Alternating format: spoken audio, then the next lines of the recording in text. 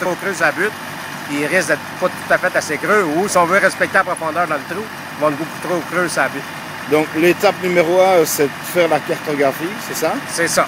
Après ça, ici avec le panier et puis faire l'égout de surface. Puis après ça, éventuellement, de faire les drains. Il y a le drainage. OK. Ça. Exactement. Ça, vous faites aussi vous-même le drainage, c'est ça? Oui, oui, oui. Une terre comme ici, là, théoriquement, est-ce que vous allez vous contenter de faire simplement l'égout de surface ou vous allez également faire du drainage? On fait toujours les deux. Ah, OK. On fait l'égout de surface et le drainage. Ça va... comme de pair. Ça va de pair. Puis aussi, mais moi, je vous dirais que si quelqu'un ne veut pas faire les deux parce qu'il trouve ça un peu cher, il y a avantage à faire l'égout de surface. OK, d'abord. Avant le drain. D'abord. Parce qu'un drain, ça ne boit pas un lac. Il n'y a rien à faire. Un drain, ça ne boit pas un trou. Puis un trou dans un champ, il n'y a jamais rien qui va pousser. Exactement. Ici, on est dans une terre qui n'avait pas trop de roches. Non, dans Shawinigan, il n'y a pas de roches. Est-ce C'est surprenant, des fois, on est au pied des montagnes, qu'il n'y a pas de roches. Ouais.